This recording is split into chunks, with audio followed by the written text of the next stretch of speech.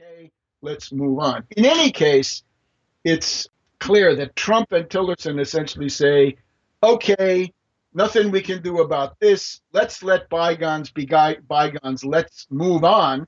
And then they come out and say, let's have the seamless cybernetic working group. That is a national humiliation. That ought to hurt. I wanted to find out what are the possible historical precedents for such a thing. Suppose you had it.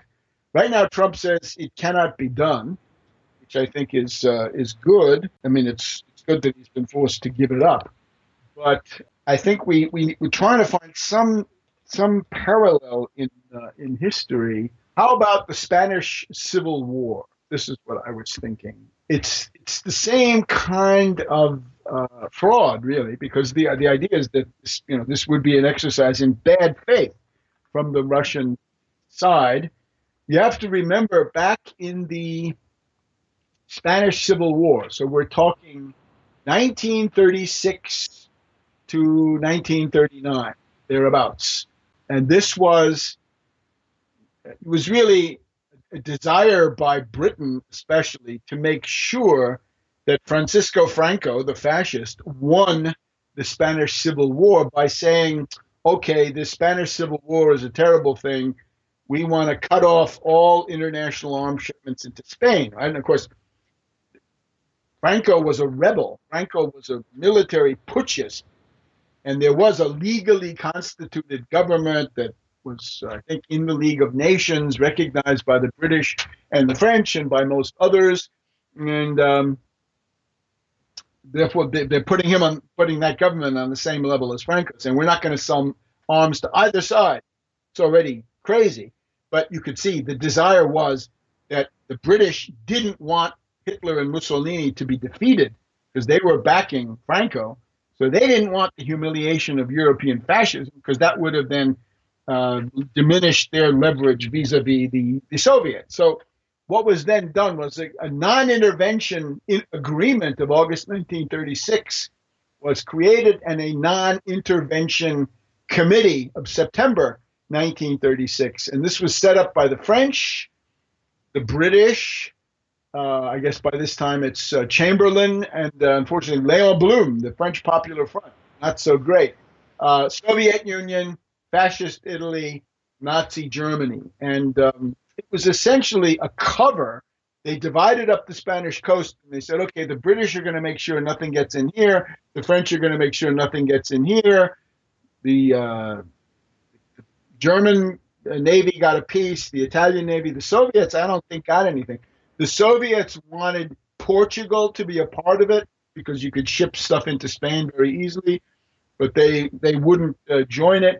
So what you had was something which was a cruel hoax, and it was a complete fraud. It was a complete fraud to try to have this, and it ultimately meant that in practice, the legal Republican government, right, the legal internationally recognized government, got no weapons, but the Italians and Germans sent all kinds of weapons to Franco. Eventually, the Soviets finally sent in some stuff, but it was too little, too late. So I think that non-intervention committee, the non-intervention committee of 36 to 39, with a announced purpose of stopping troops, volunteers, and war supplies from reaching the Spanish Civil War, it turned out to be a fraud, right? It turned out to be promoting exactly what they claimed that they wouldn't, because of the duplicity of the British, the weakness of the French, the ill will, the malice of the Germans and Italians, the fact that the Soviets were too far out of it. They didn't seem to have any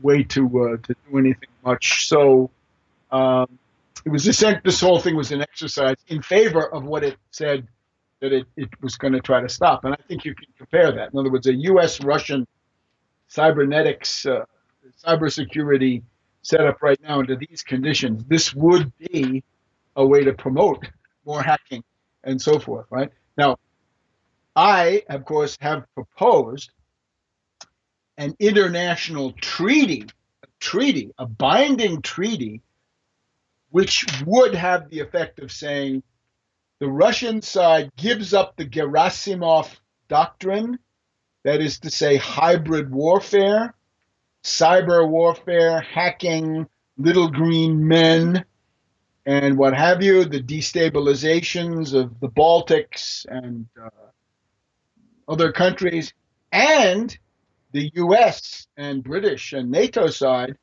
gives up on color revolutions, on people power coups, and everything that goes with that. In other words, Victoria Nuland boasting that the U.S. had spent $5 billion on creating an opposition movement in the Ukraine. No more, not allowed.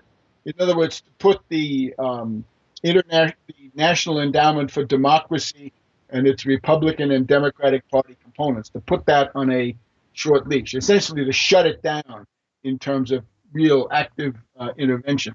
But the same thing going then for Gerasimov, and that's a division of the Russian military, right? That's not just the FSB and the GRU, but it's also other capabilities that come together there. So you'd have a treaty. You'd start off by the fact saying, look, this has been going on, and frankly, there is a reality of adversarial stance here, right? In other words, it's the NATO against Russia, and we're not going to try to paper that over. Right? We can't pretend that things are hunky dory because we want to have this treaty. The treaty would have to have inspections built into it. Right? It would require the divulging of information, the revealing of at least certain methods and certain assets, inspections. You would have to have enforcement machinery. You would have to have safeguards, and you can see how different that is. My proposal is totally different from this idea. Let's sit down together and have a joint commission and pretend that everything is sweetness and light. So I think it's fundamentally unrealistic. And again, the model is this thing